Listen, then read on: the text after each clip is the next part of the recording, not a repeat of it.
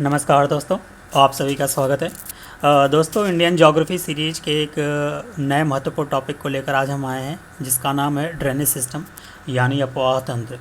आज हम लोग इसके बारे में अध्ययन करेंगे और इस टॉपिक से संबंधित सभी महत्वपूर्ण टर्म को समझेंगे, जो एग्ज़ाम पॉइंट ऑफ व्यू से काफ़ी इंपॉर्टेंट है। जैसे कि हम लोग देखेंगे ड्रेनेज क्या होता है, रिवर का सोर्स और रिवर का माउथ किसे कहते हैं, ट्रिब्यूटरीज़ किसे कहा जाता है। इसी से मिलता जुलता एक टर्म है डिस्ट्रीब्यूटरीज, जिसे भी हम लोग जानेंगे। हम लोग ये भी जानेंगे कि किसी नदी के राइट बैंक और लेफ़्ट बैंक ट्रिब्यूटरीज़ को कैसे डिसाइड किया जाता है कि ये राइट बैंक है, ये लेफ़्ट बैंक है। फिर देखेंगे कि बेसिन क्या होता है, साथ साथ हम लोग वाटरशेड को भी जानेंगे।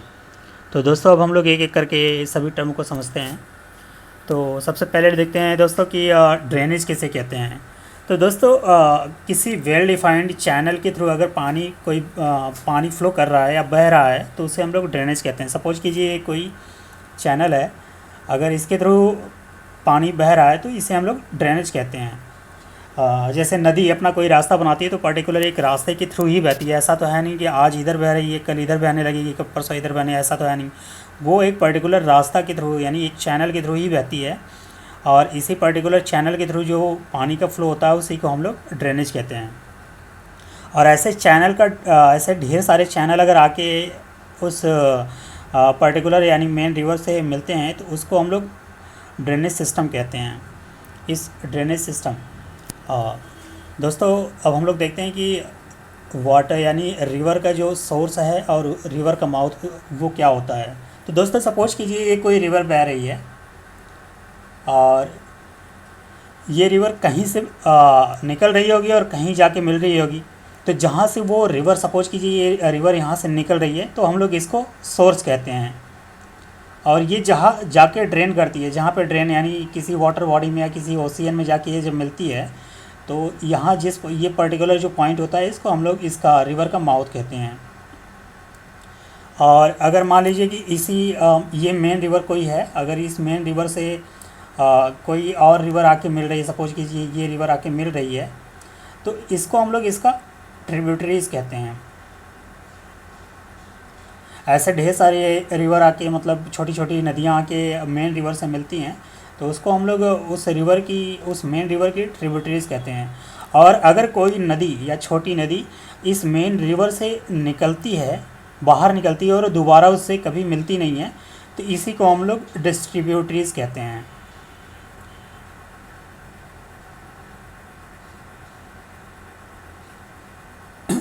और दोस्तों, ये जो ट्रिब्यूटरीज़ हैं, जो ये मैंने आपको अभी दिखाया, ये जो ट्रिब्यूटरीज़ हैं, ये जहाँ पे आके मिलती हैं उसे हम लोग कन्फ्लुएंस यानी संगम कहते हैं।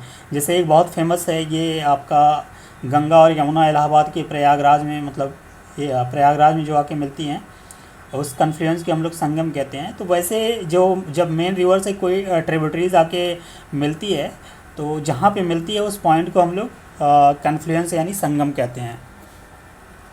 अब दोस्तों, हम लोग ये देखते हैं कि जैसे सपोज कीजिए ये कोई मेन रिवर है, कलर चेंज कर लेते हैं दोस्तों। ये कोई मेन रिवर है और इस मेन रिवर से क्या कहते हैं कि आप यहाँ पे इसके सोर्स है, जहाँ से ये ओरिजिन हो रही है और जिस तरफ बह रही है, सपोज कीजिए इस तरफ ये नदी बह रही है, तो आप इस सोर्स के पॉइंट पे खड़े होकर इस नदी के बहने की तरफ आप अपना फेस करके अगर खड़े हो रहे हैं, तो जो आपके राइट बैंक साइड से आके यानी दाहिने हाथ की तरफ से आके जो नदियाँ आप इस नदी से, मुख्य नदी से मिलेगी, उसको हम लोग इसका राइट बैंक ट्रिब्यूटरीज कहते हैं। और आपके बाएं हाथ के तरफ से जो आके नदियाँ इस मुख्य नदी से मिल रही है या मिलती है, उसको हम लोग लेफ़्ट बैंक ट्रिब्यूटरीज कहते हैं। तो दोस्तों, ये क्लियर हो गया कि राइट बैंक और लेफ़्ट बैंक कैसे डिसाइड किया जाता है। तो इसका यही एक पॉइंट है कि मतलब आपके दाएं हाथ के आप अपना फेस करके नदी के बहने की दिशा में अपना फेस कर कर खड़े हो जाएं, और जो आपका दाहिना हाथ है उधर की तरफ से जो नदियां आके इससे मिलेंगी उसका वो आपको राइट बैंक ट्रिब्यूटरीज हो जाएगी। जो बाएं हाथ की तरफ से आके मिलेंगी वो लेफ़्ट बैंक ट्रिब्यूटरीज हो जाएंगी। दोस्तों, अब लोग देखते हैं बेसिन क्या होता है। दोस्तों, बेसिन भूमि का वह क्षेत्र है जिसमें से होकर पानी नदी में जाता है, यानी the portion of land drained by river and it's tributaries.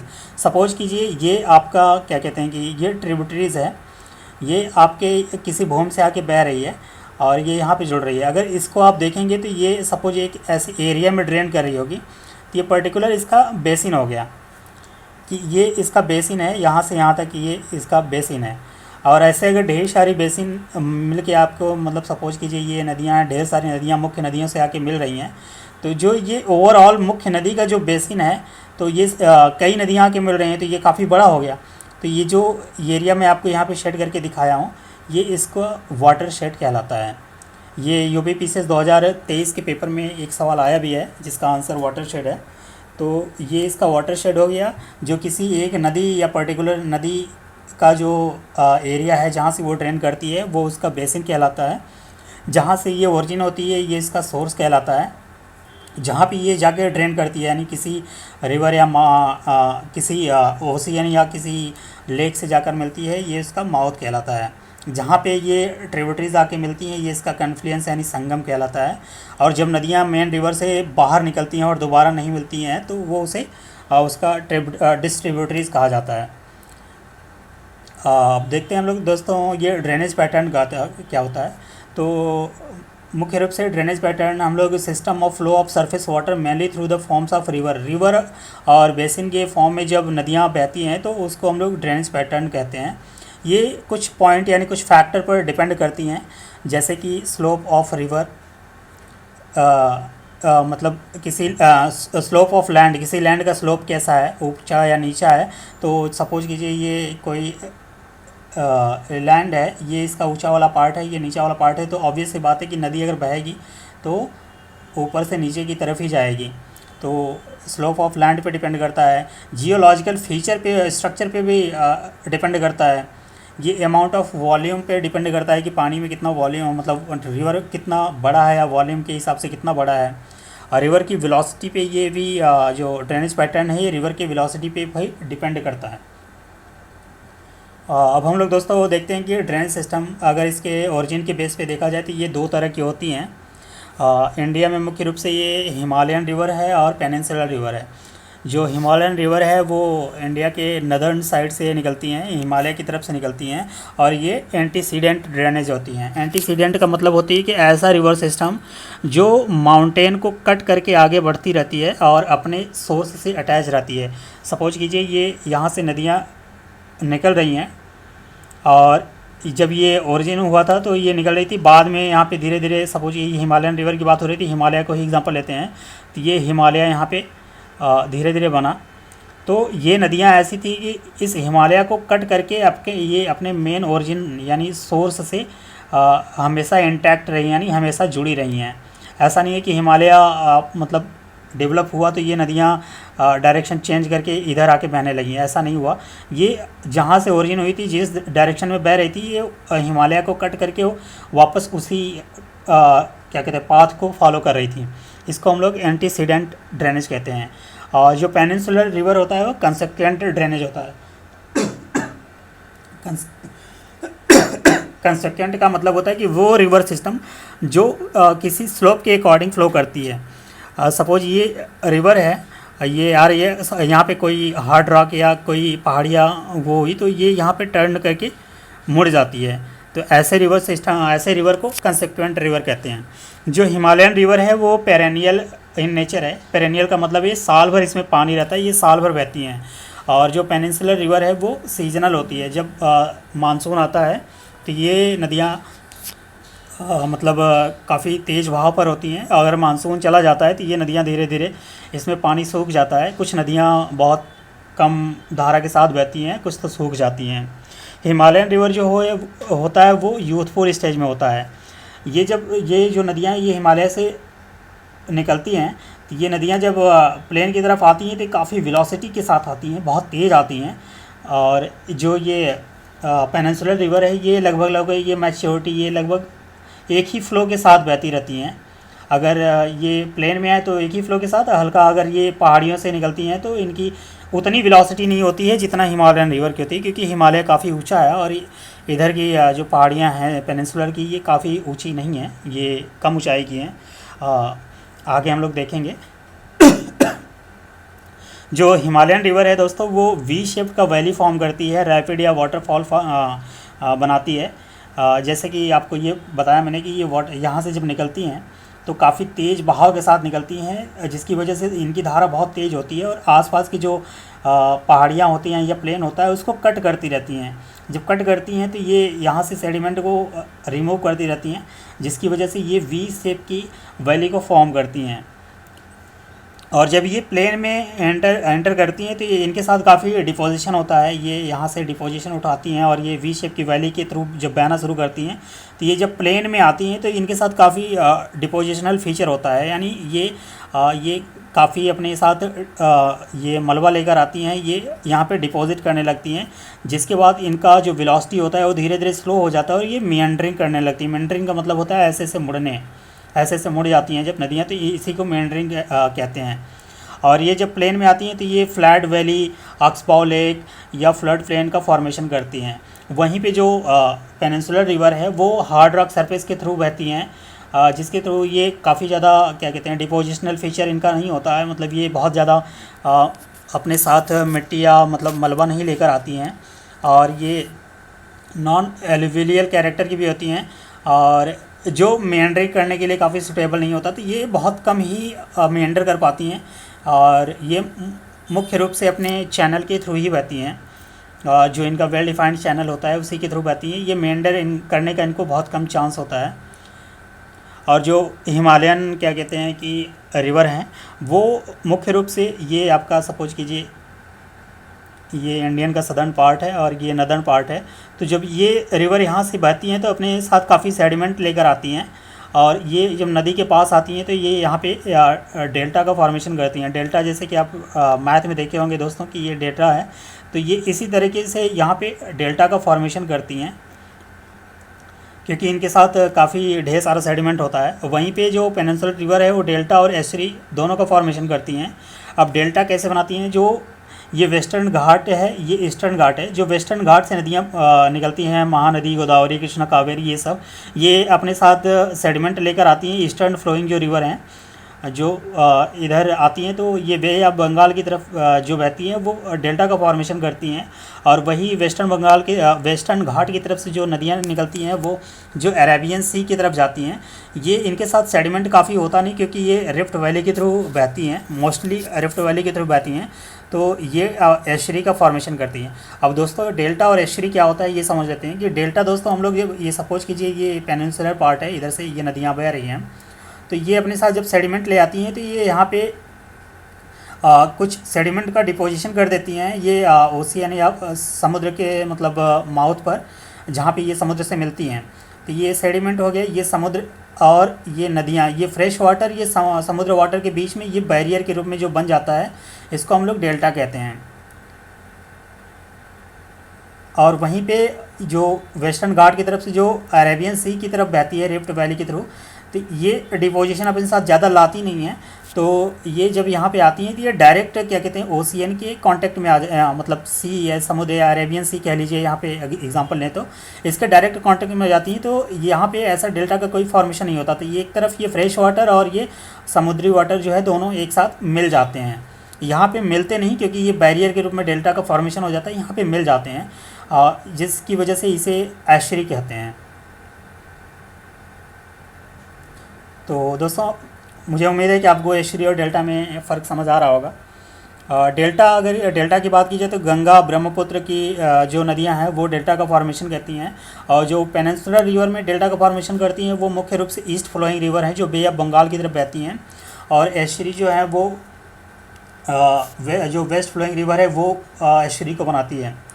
Indian Himalayan river में अगर बात की जाए तो 3 मुख्य रिवर है, जैसे कि इंडस रिवर हो गया, गंगा रिवर हो गया, ब्रह्मपुत्र रिवर हो गया, ये सब हिमालयन रिवर है। वहीं पे पेनिनसुलर रिवर की बात की जाए तो नर्मदा, तापी, महानदी, गोदावरी, कृष्णा, कावेरी हो गए। तो नर्मदा और तापी मुख्य रूप से वेस्ट फ्लोइंग रिवर है और ये रिफ्ट वैली के थ्रू फॉर्मेशन होती है। एक नदी और है दोस्तों जिसे हम लोग दामोदर कहते हैं। नर्मदा, तापी और दामोदर, ये 3 रिवर ऐसी हैं जो भारत में जो रिफ्ट वैली के थ्रू बहती हैं। और जो महानदी, गोदावरी, कृष्णा, ये सब हैं ये ईस्टर्न फ्लोइंग रिवर है। नर्मदा, तापी जो है वो वेस्टर्न फ्लोइंग रिवर है। दोस्तों अब हम लोग देखते हैं कि ड्रेनेज पैटर्न कितनी तरह का होता है, टाइप्स ऑफ ड्रेनेज पैटर्न। तो इंडिया में अगर देखा जाए तो मुख्य रूप से 5 तरह का ड्रेनेज पैटर्न देखा गया है नदियों में। तो जो पहला है वो डेंड्राइटिक होता है। तो डेंड्राइटिक क्या होता है दोस्तों, इसमें जो मेन रिवर होती है, मान लीजिए कोई मेन रिवर है, जो इसकी ट्रिब्यूटरीज इसे ज्वाइन करती हैं वो ऐसे ज्वाइन करती हैं जैसे लगता है कि ये किसी प्लांट का रूट है। प्लांट के रूट की तरफ मतलब ये आके ज्वाइन करती हैं और इनका एंगल जो होता है वो 90 डिग्री से कम होता है। और ऐसे जो पैटर्न बनते हैं उसे हम लोग डेंड्राइटिक पैटर्न कहते हैं। मुख्य रूप से ये इंडस, गंगा और ब्रह्मपुत्र जो पैटर्न फॉलो करती हैं वो डेंड्राइटिक पैटर्न कहा जाता है। और ये डेवलप होती है ऑन रिलेटिवली ये यूनिफॉर्म बेडरॉक पर के एरिया में डेवलप होती हैं। दूसरा जो दोस्तों है वो रेडियल है। रेडियल जो होता है develop on isolated volcanic cones या डोम्स। ये मुख्य रूप से उस एरिया में डेवलप होती है जहाँ पे हाई एल्टीट्यूड होता है और वो वोल्केनिक ओरिजिन की होती हैं और ये यहाँ से चारों दिशा में रिवर बहती है। तो इसमें रिवर जो है हाई एल्टीट्यूड से ओरिजिन होता है और आउटवर्ड डायरेक्शन में हर तरफ बहती है। तो जिसकी वजह से ये रेडियल क्या कहते हैं कि ड्रेनेज पैटर्न को फॉलो करता है। इसके जो अगर एग्जांपल देखा जाए तो नर्मदा और सोन रिवर जो हैं वो रेडियल ड्रेनेज पैटर्न को फॉलो करती हैं। तीसरा है दोस्तों रेक्टेंगुलर। रेक्टेंगुलर में क्या होता है दोस्तों, इसमें जो मेन रिवर है और उसकी ट्रिब्यूटरीज हैं वो एक दूसरे से लगभग 90 डिग्री यानी राइट एंगल पर बेंड करती हैं। ये यहाँ पे आपको दिख रहा होगा। ये मान लीजिए कोई मुख्य रिवर है, मेन रिवर है और ये इसकी ट्रिब्यूटरीज है, ये आके इसको राइट एंगल पे ज्वाइन करती है, 90 एंगल पर ज्वाइन करती है। सेम इसी प्रकार से ये है, सपोज कीजिए ये है इसका, ये आपको दिख रहा होगा, ये राइट एंगल यानी 90 डिग्री के एंगल पर ये आपको इसको ज्वाइन करती हैं। ये लगभग ऐसे ये develops on highly jointed bedrock, यानी इसके बीच में क्या कहते हैं फ्रैक्चर्स होते हैं हार्ड रॉक और सॉफ्ट रॉक का, ये उन एरिया में डेवलप होती हैं। इसका अगर इसके एग्जांपल की बात किया जाए तो दोस्तों चंबल, केन और बेतवा इसका फेमस एग्जांपल है। दोस्तों एक पैटर्न और फॉलो करती है जो जिसका नाम है ट्रेलिस पैटर्न। ये develops in area of alternating weak and resistant bedrock. ये ऐसे एरिया में डेवलप करती हैं जहाँ पे कमज़ोर और कठिन बेडरॉक हैं, उस एरिया में डेवलप करती हैं। और इसमें जो मेन रिवर है दोस्तों, सपोज ये मेन रिवर है, इसमें जो मेन रिवर है उसकी प्राइमरी ट्रिब्यूटरीज, ये इसकी मान लीजिए प्राइमरी ट्रिब्यूटरीज है, ये एक दूसरे के पैरेलल फ्लो करती हैं। लेकिन जो इसकी सेकेंडरी ट्रिब्यूटरीज है ये इसे आके 90 डिग्री पर ज्वाइन करती है, ये राइट एंगल पर ज्वाइन करती है। ऐसे जो रिवर पैटर्न है उसे हम लोग ट्रेलिस ड्रेनेज पैटर्न कहते हैं। ये इसका एग्जांपल अगर देखा जाए तो दामोदर काफ़ी फेमस एग्जांपल है ट्रेलिस पैटर्न का, ये दामोदर है। और रेडियल पैटर्न का ही दोस्तों एक उल्टा यानी जस्ट अपोजिट एक पैटर्न है जिसे हम लोग सेंट्रीपिटल पैटर्न कहते हैं। इसमें दोस्तों जो रिवर होता है वो किसी क्या कहते हैं कि डिप्रेशन यानी कोई सेंट्रल डिप्रेशन है या इसको तालाब कह लीजिए, काफ़ी बड़ा तालाब है।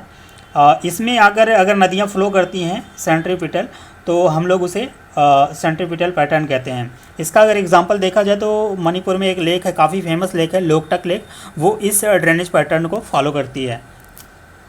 तो ये 5 तरह का ड्रेनेज पैटर्न दोस्तों आप लोगों ने देखा, डेंड्राइटिक, रेडियल, रेक्टेंगुलर, ट्रेलिस और सेंट्रीपिटल।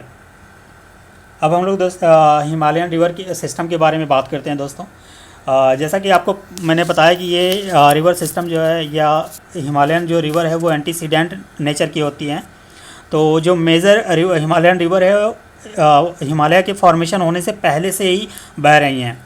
और जब इंडियन प्लेट और यूरेशियन प्लेट कोलाइड किया तो जब टेथिस सी बीच में था, ये सपोज इंडियन प्लेट है और ये यूरेशियन प्लेट है, ये जब कोलाइड किया तो ये टेथिस सी थी बीच में, टेथिस सी। तो ये हिमालय का फॉर्मेशन किया। ये जब फॉर्मेशन होने से पहले ही ये हिमालयन जो रिवर है यहाँ से बह रही हैं, जिसकी वजह से हम लोग इसे एंटीसीडेंट ड्रेनेज पैटर्न भी कहते हैं, एंटीसीडेंट ड्रेनेज कहते हैं। और अगर हिमालयन रिवर सिस्टम में देखा जाए तो 3 मुख्य रूप से रिवर सिस्टम की बात हम लोग करेंगे यहाँ पे, जो एग्ज़ाम पॉइंट ऑफ व्यू से काफ़ी इंपॉर्टेंट है। और लगभग हर साल किसी न किसी एग्ज़ाम में इस टॉपिक से सवाल आते ही आते हैं। तो पहला है दोस्तों इंडस रिवर सिस्टम, दूसरा है गंगा और तीसरा है ब्रह्मपुत्र। तो हम लोग एक एक करके सभी रिवर के बारे में जानेंगे आज। तो सबसे पहले हम लोग बात करते हैं आज इंडस रिवर सिस्टम के बारे में, जिसे हम लोग संस्कृत में सिंधु भी कहते हैं। तो दोस्तों जो इंडस रिवर सिस्टम है, इसमें मुख्य रूप से 6 नदियों के बारे में हम लोग बात करेंगे। एक तो इंडस ही हो गया और इसकी 5 ट्रिब्यूटरीज हैं, सहायक नदियां हैं। झेलम हो गया, चेनाब है, रावी है, ब्यास है और सतलज है, और ये इंडस है। इंडस की बात की जाए दोस्तों, ये बोखार चू ग्लेशियर जो कि कैलाश रेंज यानी तिब्बत में मानसरोवर लेक के पास है, वहाँ से इसका ओरिजिन होता है। और इसकी जो टोटल लंबाई है वो 2880 किलोमीटर है। और इंडिया में अगर बात की जाए तो ये 1114 किलोमीटर है।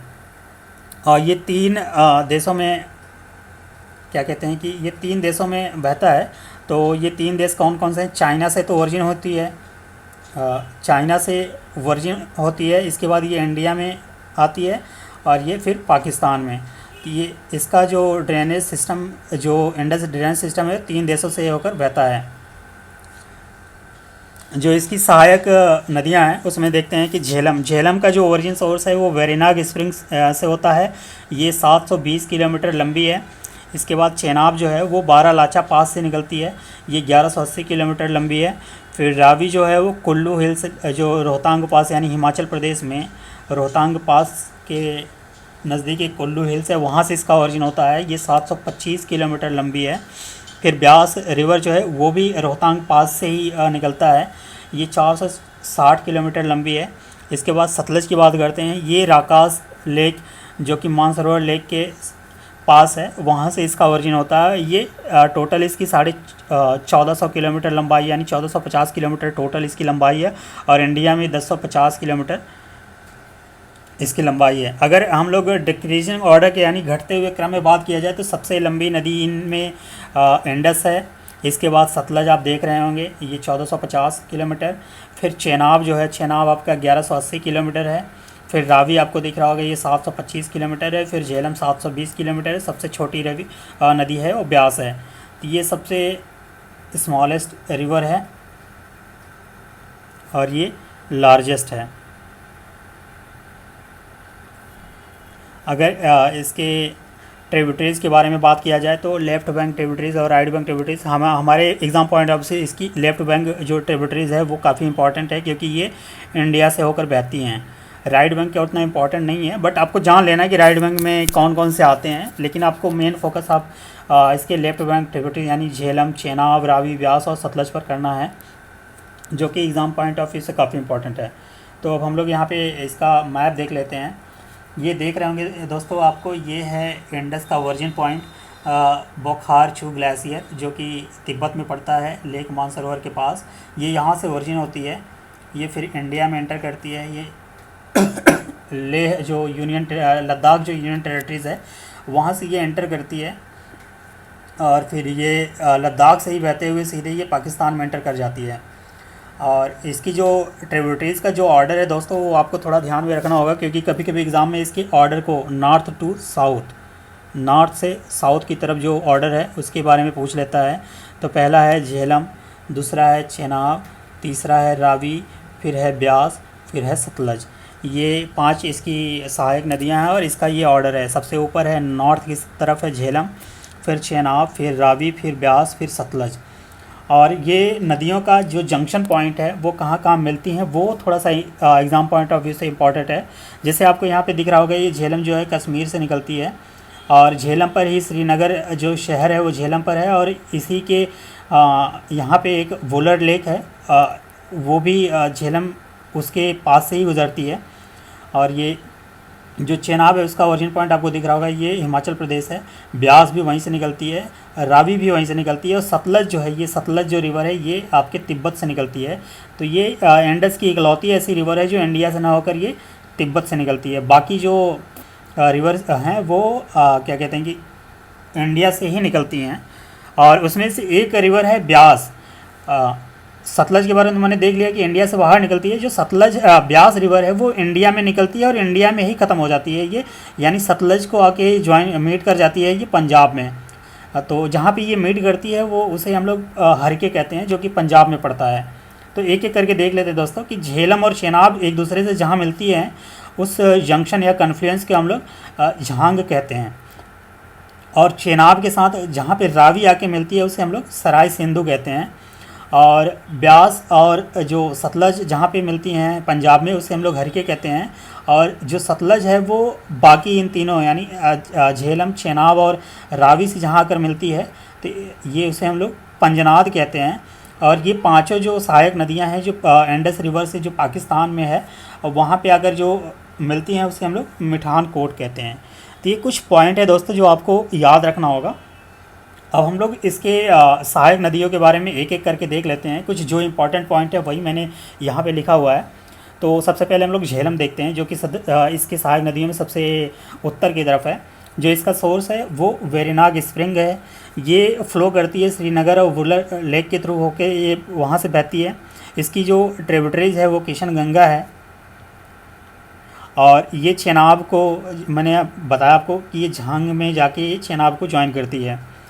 दूसरी जो रिवर है सबसे लार्जेस्ट ट्रिब्यूटरीज है, मैंने इंक्रीजिंग और डिक्रीजिंग पॉइंट में सतलज है जो ये इसका सबसे जो क्या कहते हैं कि लंबी ट्रिब्यूटरीज है, सहायक नदी है, उसे चेनाब कहते हैं। चेनाब जो है इसका सबसे लंबी सहायक नदी है। इसकी जो ओरिजिन है वो बारालाचा पास के पास से होके ये निकलता है। और ये हिमाचल प्रदेश में चंद्रा और भागा नाम की दो नदियां जो है वो चेनाब को ज्वाइन करती हैं, जिसकी वजह से इसे हिमाचल प्रदेश में चंद्रभागा नाम से भी जाना जाता है।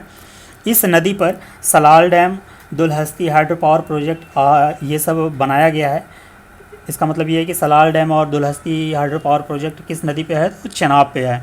अब हम लोग रावी नदी की बात कर लेते हैं। तो दोस्तों जो इसका ओरिजिन है वो कुल्लू हिल्स यानी रोहतांग के पास है जो हिमाचल प्रदेश में पड़ता है। और ये ड्रेन करता है पीर पंजाल और धौलाधार रेंज के बीच में से ये ड्रेन करता है। ये चेनाब को सराय सिंधु नामक जगह पर जाकर ज्वाइन करता है। रही बात ब्यास की, तो ब्यास का जो ओरिजिन है वो ब्यास कुंड है जो कि रोहतांग पास के नज़दीक है। और ये सतलज को हरिके जो पंजाब में पड़ता है वहाँ पे जाके ज्वाइन करती है। ये इसका सबसे इम्पॉर्टेंट पॉइंट यही है कि ये lies entirely with in India. ये भारतीय जो टेरिटरीज़ है ये टोटली उसी में लाई करती है। जैसा कि आपको मैंने यहाँ पे दिखाया कि ये यहाँ से हिमाचल प्रदेश से निकलती है और ये पंजाब में जाके हरिके के पॉइंट ही ख़त्म हो जाती है, ये सतलज को ज्वाइन कर लेती है। तो ये इंटायरली इंडिया में ही रहती है। और पोंग डैम जो है वो ब्यास नदी पर बनाया गया है। अब हम लोग सतलज की बात कर लेते हैं। जो इसका ओरिजिन है ये राकास लेक जो मानसरोवर तिब्बत में पड़ता है वहाँ पे है। ये इकलौती ऐसी ट्रिब्यूटरीज है इंडस की जो आउटसाइड इंडिया से ओरिजिन होती है, यानी ये तिब्बत से ओरिजिन होती है। ये ईस्टर्न मोस्ट ट्रिब्यूटरीज है इंडस की। ये इंडिया में जहाँ पे एंटर करती है उसे रोपर कहते हैं। और ये सिपकीला पास जो कि हिमाचल प्रदेश में उसके थ्रू इंडिया में एंटर करती है। ये एंटीसीडेंट रिवर है, जैसा कि मैंने आपको ऊपर ही बताया कि हिमालयन रिवर एंटीसीडेंट होती है। इसका मतलब ये है कि ये अपने ओरिजिन पॉइंट से ही हमेशा इंटैक्ट रहती है, मिली रहती है। और भाखड़ा जो कि हिमाचल प्रदेश में है और नांगल जो कि पंजाब में है, भाखड़ा नांगल डैम जो है वो सतलज रिवर पर बनाया गया है। इसी इंडस रिवर से संबंधित दोस्तों एक पॉइंट ये है कि इसके इन दोनों के इंडिया और पाकिस्तान के बीच में 1960 में 19 सितंबर 1960 में एक ट्रीटी की गई थी, जिसके थ्रू ये डिसाइड किया गया था कि इन नदियों के कितने परसेंटेज हिस्से इंडिया और पाकिस्तान एक दूसरे से शेयर करेंगे। उस ट्रीटी को इंडस वाटर ट्रीटी कहते हैं। इस डेट को आपको याद रखना है क्योंकि कभी कभी ये ईयर पूछ लेता है, तो ईयर आपको काफ़ी ईयर को आपको ध्यान में रखना होगा। दोस्तों अब हम लोग दूसरा जो गंगा रिवर सिस्टम है उसके बारे में बात करते हैं। इंडस के बारे में मैंने देख लिया, अब गंगा रिवर सिस्टम के बारे में थोड़ा सा देख लेते हैं कि इसकी जो ओरिजिन है वो गौमुख जो गंगोत्री ग्लेशियर का एंड पॉइंट है वहाँ से होता है। ये पेरेनियल रिवर है, इसका मतलब ये है कि साल भर बहती है। ये इंडिया में लार्जेस्ट रिवर सिस्टम है। गंगा जो है वो हरिद्वार में जब एंटर करती है तो वही प्लेन एरिया, मतलब गंगा जब प्लेन एरिया में एंटर करती है तो कहाँ करती है, वो हरिद्वार में करती है। और ये बांग्लादेश में फरक्का के पास एंटर करती है। इसकी अगर ट्रिब्यूटरीज़ की बात किया जाए तो इसके लेफ़्ट बैंक और राइट बैंक दोनों देख लेते हैं। तो लेफ़्ट बैंक में जो काफ़ी इंपॉर्टेंट ट्रिब्यूटरीज़ हैं वो उसमें से हैं रामगंगा, गोमती, घाघरा, गंडक, बूढ़ी गंडक, कोसी, महानंदा। और राइट बैंक में यमुना, कर्मनासा, सोन, पुनपुन, फल्गु, केओल, अजय, दामोदर और रूपनगर। इसमें से काफ़ी नदियाँ जो राइट बैंक ट्रिब्यूटरीज़ हैं बिहार में जाके ज्वाइन करती हैं। तो हम लोग इसके मैप को देख लेते हैं थोड़ा सा। ये है दोस्तों अलकनंदा और भागीरथी, वो जहाँ पे कॉन्फ्लुएंस करती हैं, यहाँ पे आके मिलती हैं। इसके बाद से इसका नाम गंगा हो जाता है। तो गंगा रिवर ये आपको मेन रिवर यानी गंगा रिवर दिख रही हैं, इनका कुछ पैटर्न ये है। ये यहाँ पे ये आपको दिख रहा होगा फरक्का बैराज, ये बांग्लादेश में आके यहाँ पे ज्वाइन करती हैं और ये यहाँ से ओरिजिन होती हैं। तो इसके गंगा रिवर के जो तट पर बसने वाले जो शहर हैं उसमें से ऋषिकेश, हरिद्वार, कानपुर, वाराणसी, पटना, भागलपुर, ये सब कुछ ऐसे शहर हैं जो कि गंगा के तट पर बसे हुए हैं। और गंगा रिवर और यमुना रिवर एक दूसरे से जहाँ आकर मिलती हैं उस जगह को ये संगम जो है वो इलाहाबाद में है, यानी प्रयागराज में है। ये यहाँ पे आपके ज्वाइन करती हैं। तो इसकी कुछ दोस्तों ये लेफ्ट बैंक ट्रिब्यूटरीज हम लोग देखते हैं। ये रामगंगा हो गया, शारदा हो गया, गोमती, घाघरा, ये राप्ती और गंडक, कोसी, महानंदा, ये सब इसके कुछ लेफ्ट बैंक ट्रिब्यूटरीज हैं। और कुछ राइट बैंक ट्रिब्यूटरीज में देखते हैं तो सबसे बड़ी जो इसकी ट्रिब्यूटरीज है राइट बैंक में वो है यमुना, फिर चंबल, सिंध और बेतवा, केन, टोंस, सोन, दामोदर, ये सब इसके कुछ राइट बैंक ट्रिब्यूटरीज हैं। और हम लोग इसके बारे में एक एक पॉइंट करके थोड़ा देख लेते हैं, क्योंकि एग्ज़ाम में ये जो सहायक नदियाँ हैं ये इंडिया में कुछ काफ़ी एग्ज़ामिनर के टारगेट में रहती हैं और ये इम्पॉर्टेंट भी हैं एग्ज़ाम पॉइंट ऑफ व्यू से। तो सबसे पहले दोस्तों हम लोग देखते हैं इसके लेफ्ट बैंक ट्रिब्यूटरीज के बारे में जानते हैं। तो पहला जो है वो रामगंगा है। रामगंगा की जो ओरिजिन है वो चमोली डिस्ट्रिक्ट उत्तराखंड है और ये गंगा को कन्नौज में आके ज्वाइन करती हैं। जो रामगंगा है वो गंगा को कन्नौज में आके ज्वाइन करती हैं। It passes through Jim Corbett, ये काफ़ी यूपीएससी में एक बार ये सवाल पूछ लिया है कि जिम कॉर्बेट नेशनल पार्क के थ्रू होकर जो नदी बहती है वो कौन सी है, तो रामगंगा है। जो बरेली शहर है यूपी में वो रामगंगा के ही किनारे बसा हुआ है। दूसरा जो इसकी सहायक नदी है वो घाघरा है। घाघरा को हम लोग नेपाल में कर्णाली के नाम से, जो नेपाल में इसे कर्णाली के नाम से भी जाना जाता है। इसका जो सोर्स है वो गोयला मंदाता पीक है, तिब्बत में जो पड़ता है। इसकी जो ट्रिब्यूटरीज हैं उसमें से कुछ हैं शारदा, सरयू, राप्ती। जो सरयू रिवर है फैज़ाबाद जो क्या कहते हैं कि अभी इसका नाम अयोध्या हो गया है, तो अयोध्या जो शहर है वो सरयू नदी के किनारे बसा हुआ है।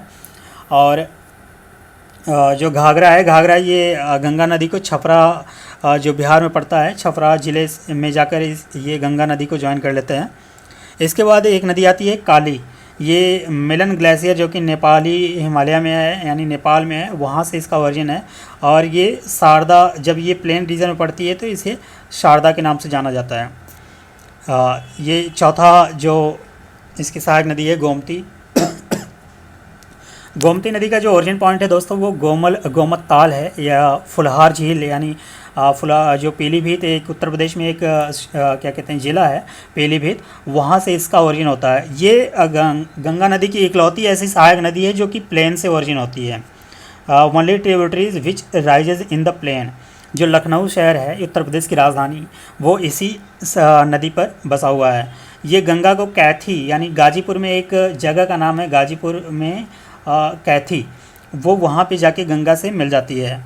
नेक्स्ट जो रिवर है वो कोसी, इसे हम लोग बिहार का सौरभ भी कहते हैं क्योंकि ये अपना जो क्या कहते हैं रूट है वो हमेशा चेंज करती रहती है, जिसकी वजह से लगभग हर साल बिहार में काफ़ी बाढ़ आता है। इसकी वजह से जो इसका ओरिजिन पॉइंट है दोस्तों वो गोसाई थान नेपाल में है, नेपाल से ओरिजिन होती है।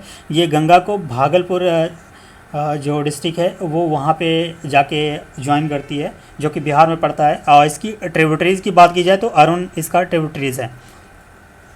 अब हम लोग दोस्तों इसके कुछ राइट बैंक ट्रिब्यूटरीज़ के देख लेते हैं। उसमें से सबसे बड़ी जो है वो यमुना है, तो ये वेस्टर्न मोस्ट ट्रिब्यूटरीज़ है गंगा की, और ये लार्जेस्ट ट्रिब्यूटरीज़ है किसकी, गंगा की। लार्जेस्ट भी है और वेस्टर्न मोस्ट भी है।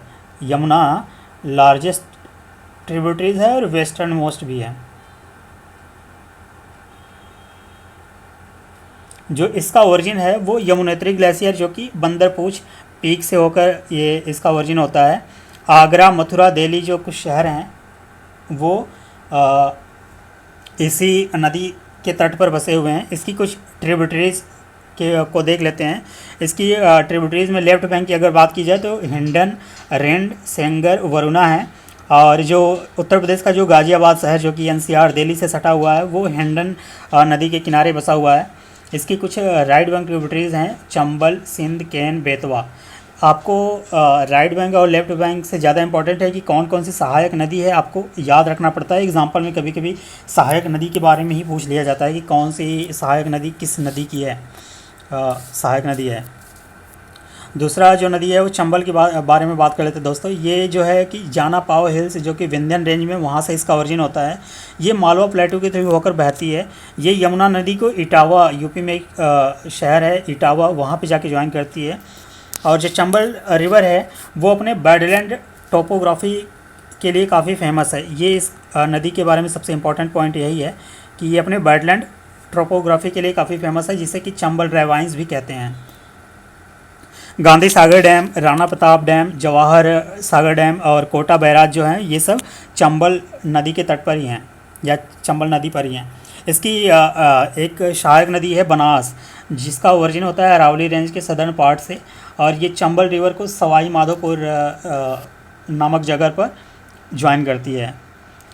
इसकी अब तीसरी सहायक नदी को देख लेते हैं, सोन, जो कि यमुना के बाद इसकी दूसरी सबसे बड़ी सहायक नदी है गंगा की। और ये ओरिजिनेट होती है अमरकंटक हिल्स के पास से। और ये जो गंगा को ज्वाइन करती है पटना के पास एक शहर है दानापुर, वहाँ पे ये गंगा को ज्वाइन करती हैं। इसकी ट्रिब्यूटरीज़ के बारे में बात किया जाए तो रिहंद, नॉर्थ कोयल इसकी मुख्य सहायक नदियाँ हैं। और चौथी नदी है सहायक नदी है इसकी दामोदर। ये सौरव ऑफ बंगाल के नाम से भी जाना जाता है।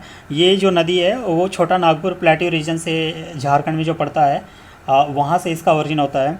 ये रिफ्ट वैली के थ्रू फ्लो करती है। ऊपर मैंने आपको स्लाइड के इस लेक्चर के शुरू में ही बताया कि नर्मदा, तापी और दामोदर ये तीन नदियाँ भारत में ऐसी हैं जो रिफ्ट वैली के थ्रू होकर बहती हैं।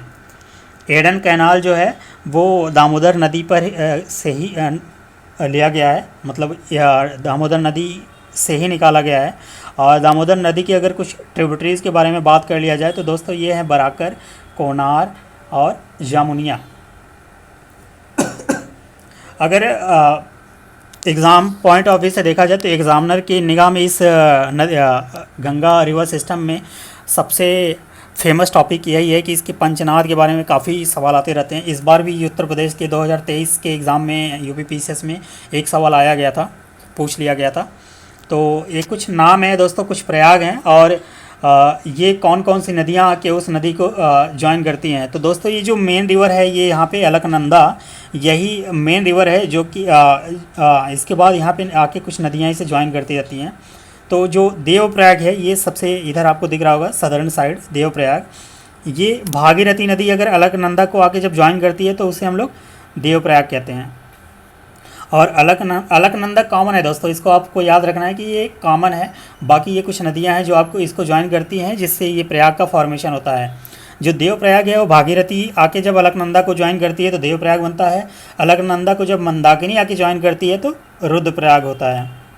और अलकनंदा को जब पेंडार यानी पेंडार जो नदी है ये यहाँ पे ज्वाइन करती है तो इसे कर्णप्रयाग कहा जाता है। और जो नंदाकिनी है वो अलकनंदा को जब आके जहाँ ज्वाइन करती है उसे हम लोग नंदप्रयाग कहते हैं। और जो धौली गंगा है, ये धौली गंगा है, ये रिवर जब आके अलकनंदा को ज्वाइन करती है तो हम लोग उसे विष्णु प्रयाग करते हैं। इस चार्ट को दोस्तों आपको मेमोराइज़ करना है, चाहे जैसे आप इसको याद करके रखिए, नोट्स बना ले लीजिए, जैसे भी आपको याद करना है आप कीजिए, लेकिन ये बहुत ही इंपॉर्टेंट टॉपिक है, यहाँ से सवाल आ ही जाते हैं दोस्तों। अब हम लोग आखिरी हिमालयन रिवर सिस्टम के जो है उसके आखिरी नदी यानी ब्रह्मपुत्र रिवर सिस्टम के बारे में बात करते हैं।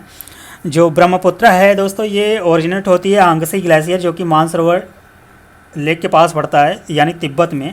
ये भी तिब्बत से ही ओरिजिन होती है। और ये इंडिया में जब बहती हुई ये इंडिया की तरफ आती है, ये नॉर्थ ईस्ट की तरफ यहाँ पे आपको दिख रहे होंगे ये वाला, तो ये ऐसे बहते हुए तिब्बत से यानी चाइना से होते हुए आती है, तो यहाँ पे यू टर्न लेके फिर ये इंडिया में प्रवेश कर जाती है। और जहाँ से प्रवेश करती है ये वो नामचा बरवा एक पहाड़ी है, ईस्टर्न मोस्ट हिमालय का पार्ट है। ये नामचा बरवा जो है वो ईस्टर्न मोस्ट हिमालय का पार्ट है, और यहाँ से ये मुड़ जाती है, और जिसकी वजह से इसी हिमालय यानी पहाड़ी की वजह से, नामचा बरवा की वजह से ये यू टर्न लेती है। अगर ये पहाड़ी अगर यहाँ पे नहीं होता तो शायद ये ऐसे इंडिया में प्रवेश किए बगैर ही आगे निकल जाती।